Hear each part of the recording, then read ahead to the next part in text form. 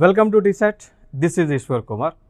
ఈ వీడియోలో మనం భారతదేశంలో మొట్టమొదటిసారిగా జరిగినటువంటి సంఘటనలను ఫస్ట్ ఇన్ ఇండియా అనేటువంటి టాపిక్ని డిస్కస్ చేసుకోబోతున్నాం. ఇది జనరల్ నాలెడ్జ్లో భాగమైనటువంటి topic. First in India.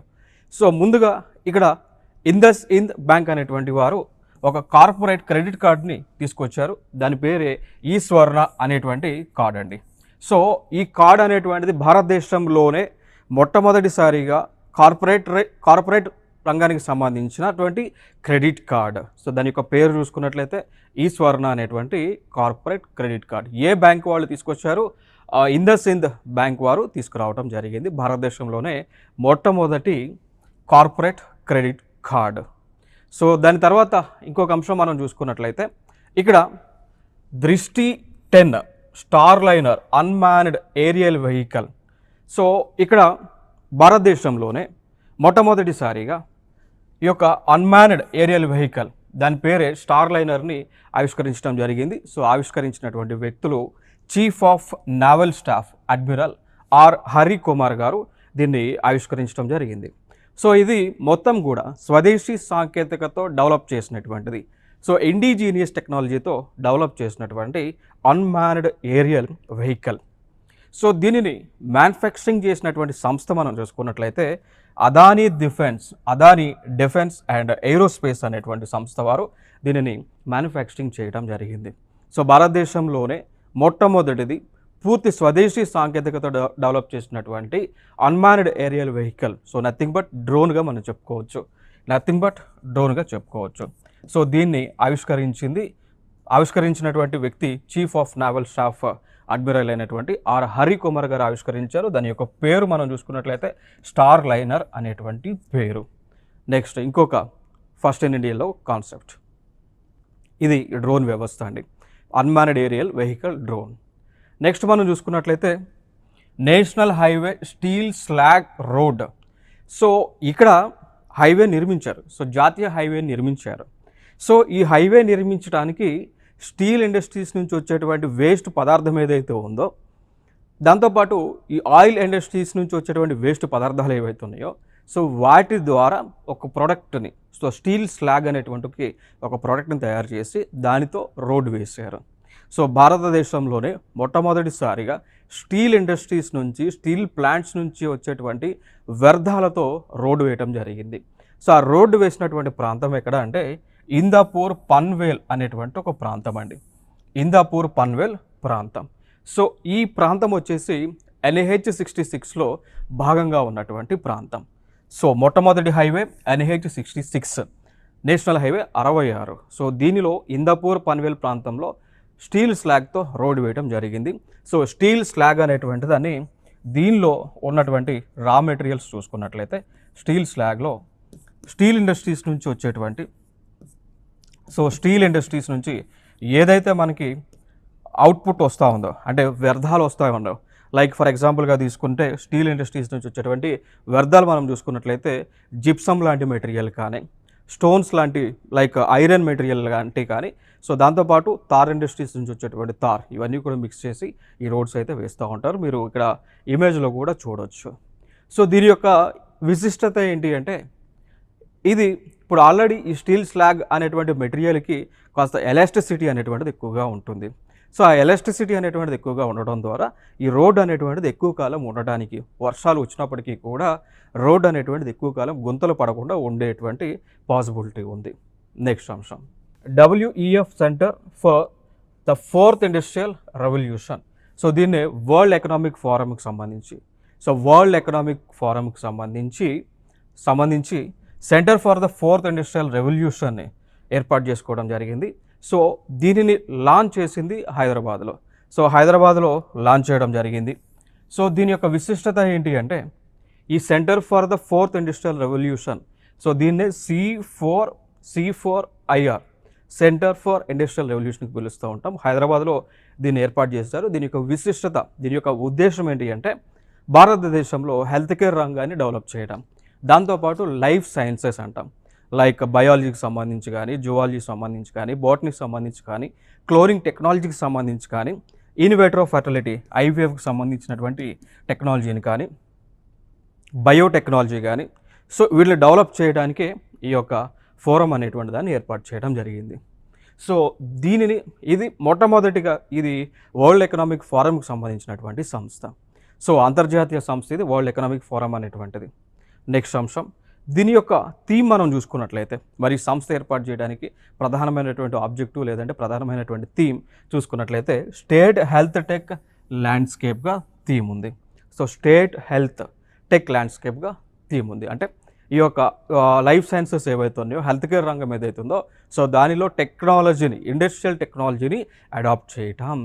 Like ఇప్పుడు ఫర్ ఎగ్జాంపుల్గా తీసుకున్నట్లయితే హార్ట్కు సంబంధించి, గుండెకు సంబంధించి మనం టెస్ట్ చేయడానికి, స్కాన్ చేయడానికి వివిధ మెషినరీ వాడుతూ ఉంటాం.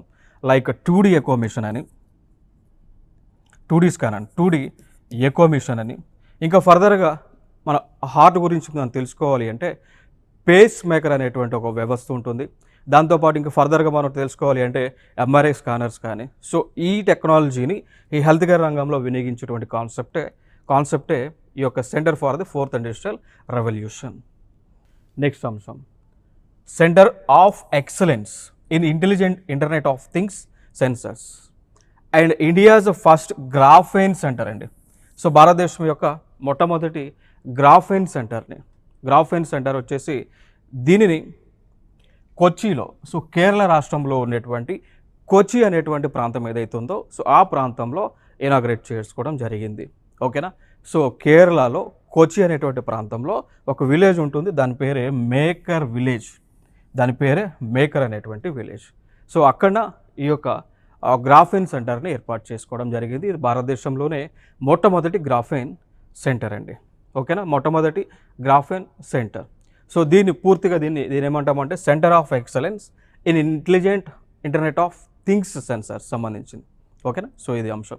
సో ఫైనల్గా ఇంకా ఫర్దర్గా మనం మాట్లాడుకోవాల్సి వస్తే కేరళ గురించి అనేక విషయాలు మనం ఇక్కడ డిస్కస్ చేయవచ్చు. లైక్ ఇటీవల కేరళ ఒక రాష్ట్రంగా నిలిచింది. దేనికి సంబంధించింది అంటే ఇంటర్నెట్ అనేటువంటి దాన్ని.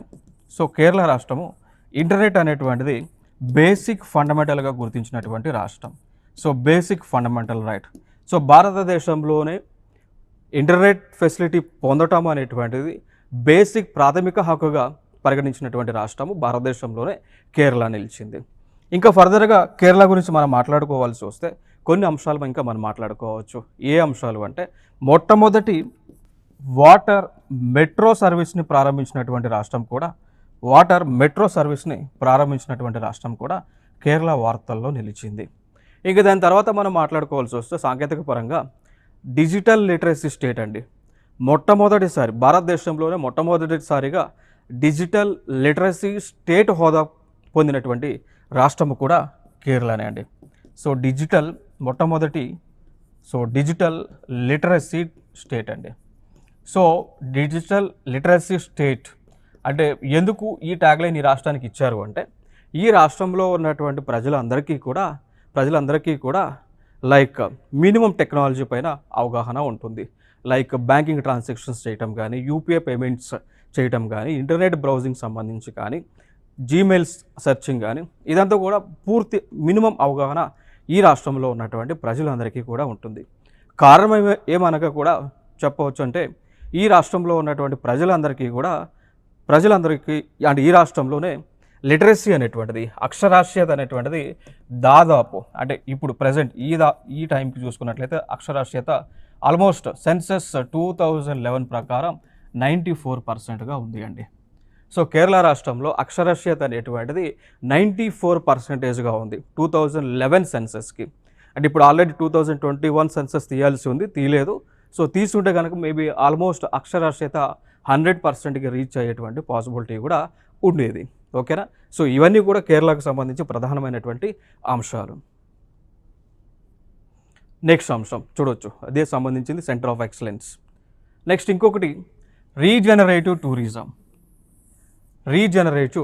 టూరిజం. సో భారతదేశంలో మొట్టమొదటి రాష్ట్రంగా గోవా ఆవిర్భవించింది. దేనికి సంబంధించింది అండి?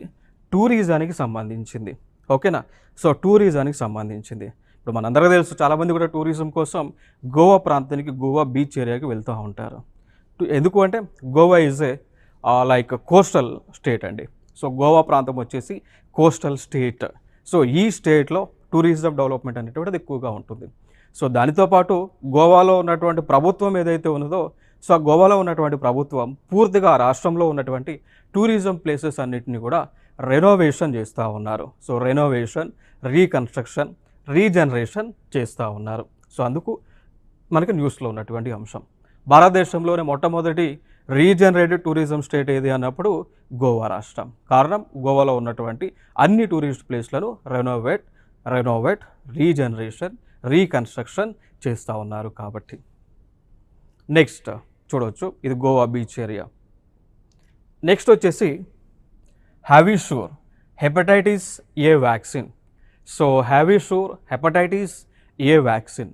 సో ఇది భారతదేశంలోనే మొట్టమొదటిగా కంప్లీట్గా ఇండిజీనియస్ టెక్నాలజీతో డెవలప్ చేసినటువంటి వ్యాక్సిన్. సో పూర్తిగా స్వదేశీ సాంకేతికతను ఉపయోగించుకొని డెవలప్ చేసినటువంటి వ్యాక్సిన్ ఈ యొక్క హ్యావిషూర్ హెపటైటిస్ ఏ అనేటువంటి వ్యాక్సిన్. సో ఈ వ్యాక్సిన్ని అభివృద్ధి చేసినటువంటి సంస్థ చూసుకున్నట్లయితే ఇండియన్ ఇమ్యునాలజికల్స్ లిమిటెడ్ IIL వారు దీన్ని డెవలప్ చేయడం జరిగింది. సో మరి ఈ వ్యాక్సిన్ అనేటువంటి దేనికి సంబంధించింది? హెపటైటిస్ అనేటువంటి వ్యాధి, లైక్ నథింగ్ బట్ జాండీస్ అండి. సో జాండీస్, హెపటైటిస్ అనేటువంటిది కామెర్లకు సంబంధించినటువంటి వ్యాధి. సో కామెర్లు అనేటువంటివి రాకుండా, జాండీస్ అనేటువంటిది రాకుండా కంట్రోల్ చేసేటువంటి వ్యాక్సిన్స్ ఇవి. ఇక దాని తర్వాత ఫర్దర్గా మనం మాట్లాడుకోవాల్సి వస్తే భారతదేశంలో ఉన్నటువంటి కొన్ని కంపెనీలు కొన్ని వ్యాక్సిన్స్ని కూడా తయారు చేయడం జరిగింది. లైక్ కోవిషీల్డ్ అని,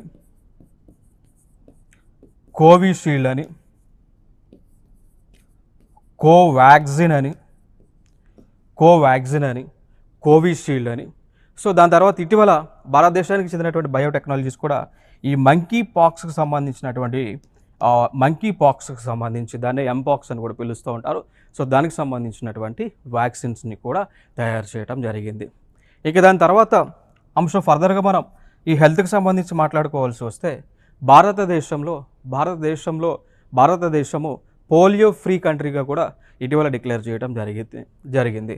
so India is a polio free country అండి. సో పోలియో అనేటువంటి వైరస్ ఏదైతే ఉందో, సో దాన్ని పూర్తిగా భారతదేశం నుంచి మనము వెలుగొట్టడం జరిగింది. సో భారతదేశంలో పోలియోకి సంబంధించిన కేసెస్ అనేటువంటివి 2014 నుంచి కూడా రికార్డ్ అవ్వడం లేదు అండి. ఓకేనా? సో ఇవి ఇంపార్టెంట్గా వ్యాక్సిన్స్కి సంబంధించినటువంటి అంశాలు. సో కోవిషీల్డ్ అయినా కోవాక్సిన్ అయినా భారతదేశానికి చెందినటువంటి కంపెనీలు డెవలప్ చేయడం జరిగింది. సో ప్రధానంగా భారతదేశంలో ఈ కరోనాకు సంబంధించినటువంటి వ్యాక్సిన్లను తయారు చేసేటువంటి కంపెనీలు మనం చూసుకున్నట్లయితే ఒకటి సీరమ్ ఇన్స్టిట్యూట్ ఆఫ్ ఇండియా అంటాం. ఓకేనా? So serum institute of India. దాని తర్వాత ఇంకొక కంపెనీ ఉంటుంది, ఆ కంపెనీ పేరే భారత్ బయోటెక్ అండి. ఇంకొక కంపెనీ పేరే భారత్ బయోటెక్ అనేటువంటి కంపెనీ. ఓకేనా? సో ఇవి ఈ వ్యాక్సిన్స్ని తయారు చేసేటువంటి కంపెనీలు భారతదేశంలో ఉన్నాయి. నెక్స్ట్ అంశం, India is the first melanistic black tiger safari. So భారతదేశంలోనే మొట్టమొదటి బ్లాక్ టైగర్ సఫారీని ఒడిశా రాష్ట్రంలో ఎస్టాబ్లిష్ చేయడం జరిగింది. ఓకేనా? సో భారతదేశంలోనే మొట్టమొదటిగా బ్లాక్ టైగర్కి సంబంధించిన బ్లాక్ టైగర్ సఫారీ అనేటువంటిది ఒడిశా రాష్ట్రంలో ఎస్టాబ్లిష్ చేయడం జరిగింది. ఓకేనా? సో దాని తర్వాత ఇంకా ఒడిశా గురించి మనం మాట్లాడుకోవాల్సి వస్తే ఒడిశా రాష్ట్రంలో ఈ హాకీ క్రీడకు సంబంధించి కంప్లీట్గా భారతదేశం ఏదైతే హాకీ క్రీడలో అగ్రగామిగా ఉన్నదో, సో ఆ క్రీడకు సంబంధించి కంప్లీట్ సపోర్ట్ ఒడిశా రాష్ట్రం ఇస్తూ ఉన్నది. ఇంకా ఫర్దర్గా ఈ ఒడిశా నుంచి మనం మాట్లాడుకోవాల్సి వస్తే ఇంకొక అంశం మనకి తరచుగా న్యూస్లో ఉండేటువంటి అంశం సిమ్లీపాల్ అనేటువంటి ఒక tiger reserve. Okay? So Odisha రాష్ట్రంలో సిమ్లీపాల్ అనేటువంటి ఒక టైగర్ రిజర్వ్, దీన్నే నేషనల్ పార్క్ కూడా అనౌన్స్ చేశారు. ఇది తరచుగా మనకి న్యూస్లో కనిపిస్తూ ఉంది ఒడిశా రాష్ట్రం నుంచి అంశాలు. నెక్స్ట్ అంశం చూసుకున్నట్లయితే మనకి ఈ సిమ్లీపాల్ అనేటువంటి టైగర్ రిజర్వ్ అనేటువంటిది ఒడిశా రాష్ట్రంలో నుంచి ఉంది. సో ఒడిశా రాష్ట్రంలో ఉంది. ఇది న్యూస్లో ఉండడానికి గల ప్రధానమైనటువంటి కారణం ఏంటి అంటే ఈ రాయల్ బెంగాల్ టైగర్స్ ఏవైతే ఉన్నాయో, సో ఆ వాటికి సంబంధించినటువంటి బెంగాల్ టైగర్స్ అనేటువంటివి ఈ ప్రాంతంలో ఈ సిమ్లీపాల్ టైగర్ రిజర్వ్ ప్రాంతంలో కనిపిస్తూ ఉన్నాయి. సో అందుకోసం ఇది న్యూస్లో ఉంది ఇటీవల. నెక్స్ట్ అంశం, air bus and Tata group helicopter final assembly line. So ఇక్కడ భారతదేశంలో హెలికాప్టర్స్ని తయారు చేయబోతూ ఉన్నారు. సో లైక్ వాటి ఒక మోడల్ చూసుకున్నట్లయితే H-125 అనేటువంటి హెలికాప్టర్లను ఆ భారతదేశంలో తయారు చేయబోతూ ఉన్నారు. సో దానికి సంబంధించి స్పానిష్కి చెందినటువంటి ఎయిర్ బస్ అనేటువంటి ఒక కంపెనీతో భారతదేశానికి చెందినటువంటి టాటా గ్రూప్ ఏదైతే ఉందో వారు అగ్రిమెంట్స్ చేసుకున్నారు. సో భారతదేశంలోనే హెలికాప్టర్లను H-125 అనేటువంటి హెలికాప్టర్లను భారతదేశంలోనే ఉత్పత్తి చేయబోతూ ఉన్నారు. ఇదొక అంశం. సో దీనిలో ఈ ఉత్పత్తి భారతదేశంలో ఎందుకు చేస్తున్నారు అంటే భారతదేశంలో ఒక స్కీమ్ ఉంది. ఆ స్కీమే మేక్ ఇన్ ఇండియా అనేటువంటి స్కీమ్ అండి. ఆ స్కీమే మేక్ ఇన్ ఇండియా అనేటువంటి స్కీమ్. సో ఈ స్కీమ్ ద్వారా భారతదేశాన్ని సెకండరీ సెక్టార్లో డెవలప్ చేయబోతూ ఉన్నారు.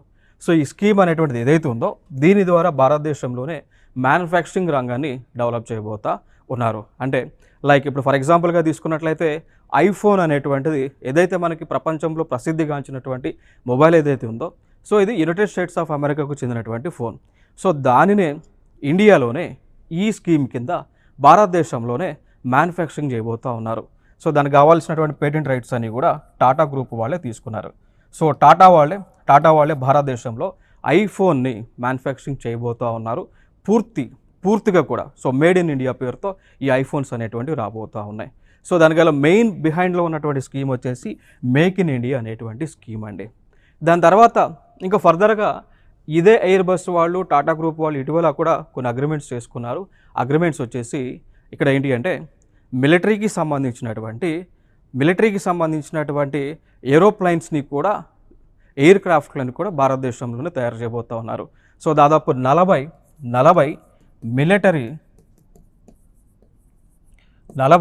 మిలిటరీ ఎయిర్ క్రాఫ్ట్లని భారతదేశంలోనే ఈ యొక్క ఎయిర్ బస్ అదేవిధంగా టాటా గ్రూప్ వాళ్ళు మ్యానుఫ్యాక్చరింగ్ చేయబోతూ ఉన్నారు. ఆ ప్లాంట్ని వడదొర అనేటువంటి ప్లేస్, గుజరాత్ రాష్ట్రంలో వడదొర అనేటువంటి ఒక ప్లేస్ ఉంటుంది. సో వడదొర అనేటువంటి ఒక ప్లేస్ ఉంటుంది. సో అక్కడ ఎస్టాబ్లిష్ చేయబోతూ ఉన్నారు. ఇది ఇంపార్టెంట్ అంశాలు దీనికి సంబంధించి. సో చూడవచ్చు ఇదే ప్లాంట్, హెలికాప్టర్కి సంబంధించిన ప్లాంట్. నెక్స్ట్ ఇక దాని తర్వాత యూసీసీ బిల్ అండి. సో దాన్నే మనం యూనిఫామ్ సివిల్ కోడ్గా మనం పిలుస్తూ ఉంటాం. సో యూనిఫామ్ సివిల్ కోడ్ అని పిలుస్తూ ఉంటాం, యూనిఫామ్ సివిల్ కోడ్.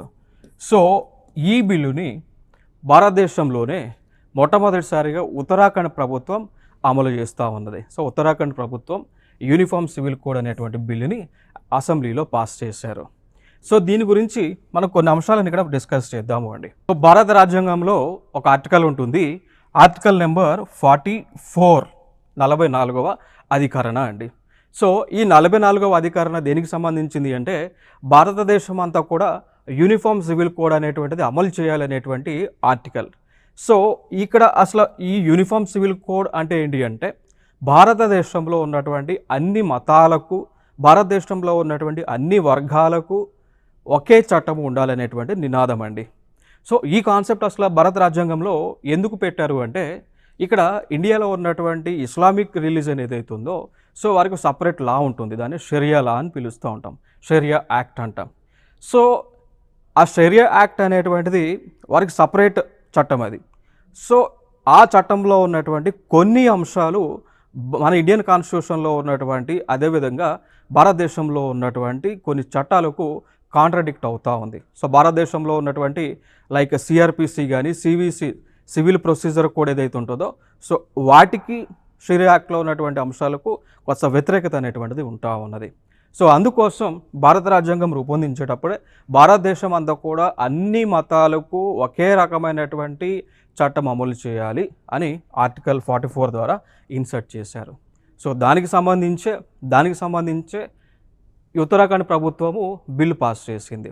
ఇటీవల కూడా కేంద్ర ప్రభుత్వము భారతదేశం అంతా కూడా యూనిఫామ్ సివిల్ కోడ్ అనేటువంటి దాన్ని అమలు చేస్తాము అని చెప్పి దానికి సంబంధించినటువంటి ఫీడ్బ్యాక్ అంతా కూడా పబ్లిక్ నుంచి తీసుకుంటా ఉన్నారు. దానికి సంబంధించినటువంటి కమిటీని కూడా ఏర్పాటు చేయడం జరిగింది. ఇక దాని తర్వాత ఇంకొక అంశం మనం మాట్లాడుకోవాల్సి వస్తే ఇక్కడ ఇండియాలో గోవా అనేటువంటి ఒక రాష్ట్రం ఉంటుంది. ఈ గోవా అనేటువంటి రాష్ట్రంలో ఆల్రెడీ యూనిఫామ్ సివిల్ కోడ్ అనేటువంటిది అమలు చేయబడుతూ ఉంది. సో అన్ని మతాలకు గోవా రాష్ట్రంలో ఒకే చట్టాన్ని అమలు చేస్తూ ఉన్నారు. సో ఇక్కడ అంటే లైక్ ఇప్పుడు ఈ గోవా అనేటువంటి ప్రాంతం గతంలో పోర్చుగీస్ వాళ్ళ పరిధిలో ఉండేది. సో గోవా అనేటువంటి ప్రాంతాన్ని పోర్చుగీస్ వాళ్ళు పరిపాలించేవాళ్ళు. సో ఆ పోర్చుగీస్ వాళ్ళు పరిపాలించేటువంటి సమయంలోనే అందరికి ఒకే చట్టం అమలు చేశారు. సో స్టిల్ ఇప్పటికీ కూడా అదే చట్టము కంటిన్యూ అవుతూ ఉన్నది. సో ఫైనల్గా స్వతంత్రం వచ్చిన తర్వాత మనం చూసుకున్నట్లయితే ఉత్తరాఖండ్ రాష్ట్రం మొట్టమొదటిసారిగా యూనిఫామ్ సివిల్ కోడ్ అనేటువంటి దాన్ని అమలు చేస్తూ ఉన్నారు. సో ఆల్రెడీ గోవా పోర్చుగీస్ పరిపాలించేటువంటి సమయం నుంచి కూడా గోవాలో అమలు చేస్తూ ఉన్నారు. సో ఇది రాబోయేటువంటి కాలంలో భారతదేశం అంతా కూడా ఈ యూనిఫామ్ సివిల్ కోడ్ని తీసుకురాబోతూ ఉన్నారు. నెక్స్ట్ అంశం ఇక్కడ మనకి నేపాల్లో అదేవిధంగా ఇండియాలో కూడా హిమాలయ పర్వతాలు ఉంటాయండి. సో హిమాలయ పర్వతాలలో హైయెస్ట్ పీక్ దాని పేరే మౌంట్ ఎవరెస్ట్ అంటాం. సో ఈ మౌంట్ ఎవరెస్ట్ అనేటువంటిది భారతదేశమే కాదు ప్రపంచ దేశాలలో అన్నిటికంటే ఎత్తైనటువంటి శిఖరము అండి. సో దాని యొక్క హైట్ దాదాపుగా 8,848 మీటర్స్ ఉంటుంది. సో మౌంట్ ఎవరెస్ట్ యొక్క హైట్ వచ్చేసి 8,848 మీటర్లు ఉండటం జరుగుతూ ఉంది. సో ఇంత ఎత్తున్నటువంటి మౌంట్ ఎవరెస్ట్ని మనకి ఇమేజ్లో కనిపిస్తున్నటువంటి శీతల్ మహాజన్ గారు ఆవిడ అధిరోహించడం జరిగింది. అక్కడ నుంచి ఆవిడ స్కై డైవింగ్ అనేటువంటిది చేశారు అండి. అక్కడ నుంచి స్కై డైవింగ్ అనేటువంటిది చేయడం జరిగింది. సో ఇది ఫస్ట్ టైం అన్నట్టు ఒక మహిళ ప్రపంచంలోనే మొట్టమొదటిసారిగా శీతల్ మహాజన్ అనేటువంటి ఒక మహిళ ఓకేనా. సో స్కై డైవ్ చేయడం మొట్టమొదటిది మౌంట్ ఎవరెస్ట్ ప్రాంతాన్ని అధిరోహించడమే కాకుండా అక్కడ నుంచి స్కై డైవింగ్ చేయడం మొట్టమొదటి వ్యక్తిగా మనం చెప్పుకోవచ్చు. ఆవిడ పేరే శీతల్ మహాజన్. సో ఈవిడికి పద్మశ్రీ అవార్డుని కూడా ఇవ్వటి ఇచ్చారు. So she was recipient of Padmashri award. Okay, so ఇవి ఇక్కడ ఇంపార్టెంట్ అంశం. ఫైనల్గా ఇక్కడ గుర్తుపెట్టుకోవాల్సిన అంశాలు ఏంటి అంటే మౌంట్ ఎవరెస్ట్ అనేటువంటిది ఏ దేశానికి చెందినటువంటిది శిఖరం. ఇది నేపాల్ దేశానికి చెందినటువంటి శిఖరం. దీని యొక్క హైట్ వచ్చేసి 8,848 మీటర్స్గా ఉంది. ప్రపంచంలోనే అతిపెద్ద ఎత్తైనటువంటి శిఖరం. Next, Pramila Malik makes history as the first women speaker of Odisha assembly. So ఇటీవల ప్రమీళ మాలిక్ గారు న్యూస్లో ఉన్నారు. కారణం ఏంటి అంటే ఒడిశా రాష్ట్రంలో మొట్టమొదటి మహిళా స్పీకర్గా బాధ్యతలను తీసుకోవడం జరిగింది. మొట్టమొదటి మహిళా స్పీకర్ ఆవిడ పేరే ప్రమీళ మాలిక్ గారు. నెక్స్ట్ వచ్చేసి ఇక్కడ ఆర్మ్డ్ ఫోర్సెస్లో ఆర్మ్డ్ ఫోర్సెస్ సంబంధించినటువంటి ఆర్మ్డ్ ఫోర్సెస్ ట్రాన్స్ఫ్యూజన్ సెంటర్ అని ఉంటుందండి. ఆర్మ్డ్ ఫోర్సెస్కి సంబంధించి ఆర్మ్డ్ ఫోర్సెస్ ట్రాన్స్ఫ్యూజన్ సెంటర్ అని ఉంటుంది. సో ఇది ఢిల్లీ వేదికగా ఉంటుంది. సో ఢిల్లీలో కంటోన్మెంట్ ఏరియాలో ఈ యొక్క ఆర్మ్డ్ ఫోర్సెస్ ట్రాన్స్ఫ్యూజన్ సెంటర్ అయితే ఉంది. సో దానికి మొట్టమొదటి మహిళగా మొట్టమొదటి మహిళా కమాండింగ్ ఆఫీసర్గా కల్నల్ సునీత బిఎస్ గారిని నియమించడం జరిగింది. So that's why she is the first person who is discharging her duties as commanding officer. ఎక్కడండి? ఆర్మ్డ్ ఫోర్సెస్ ట్రాన్స్ఫ్యూజన్ సెంటర్లో. నెక్స్ట్ అంశం, ఈ ఆర్మ్డ్ ఫోర్సెస్ ట్రాన్స్ఫ్యూజన్ సెంటర్ అనేటువంటిది ఎందుకు ఏర్పాటు చేశారు అంటే ఎవరైతే ఆర్మ్డ్ పర్సన్స్ యొక్క యుద్ధం టైంలో గాయపడుతూ ఉంటారో సో వారికి వెంటనే బ్లడ్ని సప్లై చేసేటువంటి సెంటర్ అండి. నథింగ్ బట్ బ్లడ్ ఎక్కించేటువంటి సెంటర్. మీరు చూడవచ్చు ఇక్కడ. సో బ్లడ్ని ఎక్కించేటువంటి సెంటర్ అనమాట. సో ఇది మన ఇండియాలోనే అతిపెద్ద బ్లడ్ ట్రాన్స్ఫ్యూజన్ సెంటర్. భారతదేశంలోనే అతిపెద్ద బ్లడ్ ట్రాన్స్ఫ్యూజన్ సెంటర్ ఇది ఆర్మ్డ్ ఫోర్సెస్ కోసం ఏర్పాటు చేశారు. సో ఆవిడ మొట్టమొదటి కమాండింగ్ ఆఫీసర్, మహిళా commanding officer. Next, Sudha Murty, the first women to get global Indian award. So first భారతదేశంలోనే మొట్టమొదటిసారిగా గ్లోబల్ ఇండియన్ అవార్డు గ్రహీత ఆవిడే సుధామూర్తి గారు అండి. సో మనకు తెలుసు సుధామూర్తి గారు గతంలో పద్మ అవార్డ్స్ని కూడా పొందినటువంటి వ్యక్తి. పద్మ అవార్డ్స్ని పొందడం జరిగింది, భారత ప్రభుత్వం ఇచ్చినటువంటివి. సో దానితో పాటు భారతదేశంలో సుధామూర్తి గారు మహిళల యొక్క డెవలప్మెంట్ కోసం ఎన్నో వర్క్స్ అనేటువంటివి నిర్వహిస్తూ ఉన్నారు, ఎన్నో అవేర్నెస్ క్యాంప్స్ అనేటువంటివి నిర్వహిస్తూ ఉన్నారు. దాంతోపాటు నాన్ గవర్నమెంటల్ ఆర్గనైజేషన్స్ని కూడా రన్ చేస్తూ ఉన్నారు సుధామూర్తి గారు. సో మనందరికీ తెలుసు సుధామూర్తి గారు ఇన్ఫోసిస్ యొక్క ఫౌండర్ అయినటువంటి సుధామూర్తి గారు ఇన్ఫోసిస్ యొక్క ఫౌండర్ అయినటువంటి నారాయణ మూర్తి గారి యొక్క సతీమణి. సో వీరి యొక్క అల్లుడే గతంలో బ్రిటిష్ దేశంలో సో యునైటెడ్ కింగ్డమ్కి ప్రైమ్ మినిస్టర్గా ఉన్నటువంటి వ్యక్తి ఆయనే రిషి సునాక్. నారాయణమూర్తి గారి యొక్క వైఫ్ సుధామూర్తి గారు. సో వీళ్ళిద్దరూ కూడా భారతదేశంలో ఎన్జిఓస్ ద్వారా ప్రజలకు సేవలను అందిస్తూ ఉన్నారు. So next, major doctor Payal Chhabra recently become the first women surgeon to join the para special forces of Indian army. So ఫైనల్గా మేజర్ దాంతోపాటు డాక్టర్ పాయల్ చబ్రా సో ఈవిడ మొట్టమొదటి మహిళా సర్జన్గా చెప్పుకోవచ్చు. సో పురుష సర్జన్లు చాలామంది ఉన్నారు, డాక్టర్ అజయ్ రెడ్డి గారు లాంటి వారు చాలామంది కూడా ఈ పారా స్పెషల్ ఫోర్సెస్లో పనిచేస్తూ ఉన్నారు. బట్ ఈవిడ మొట్టమొదటి మహిళా సర్జన్ అండి. Okay, so major doctor Payal Chhabra గారు first women surgeon who has joined as a doctor in Indian army. చూడవచ్చు ఇక్కడ ఇమేజ్ మీరు చూడవచ్చు. నెక్స్ట్ వచ్చేసి Redfern to become first women to stand as an umpire in a men's first class cricket match in Britain. So Britain దేశంలో జరుగుతున్నటువంటి men's first class cricket మ్యాచ్లో ఈవిడ మొట్టమొదటి మహిళా అంపైర్గా నిలిచారు. ఆవిడ పేరే రెడ్ఫర్న్. సో ఇవి భారతదేశంలో ప్రపంచ దేశాల్లో ఫస్ట్ ఉన్నటువంటి అంశాలు. నెక్స్ట్ అంశంగా మనం చూసుకున్నట్లయితే Parminder Chopra has been appointed as the first women chairman and managing director of power finance corporation limited. Power finance corporation limited అనేటువంటి ఏదైతే కేంద్ర ప్రభుత్వానికి సంబంధించినటువంటి సంస్థ ఉందో దానికి మొట్టమొదటి మహిళ చైర్పర్సన్గా పర్మిందర్ చోప్రా గారిని నియమించడం జరిగింది. సో ఇమేజ్ ఇక్కడైతే మీరు చూడవచ్చు. సో ఇవి భారతదేశంలో మొట్టమొదటిగా ఫస్ట్ ఇన్ ఇండియా లో జరిగినటువంటి అంశాలు, ఇటీవల వార్తల్లో నిలిచినటువంటి అంశాలు కూడా. Thank you.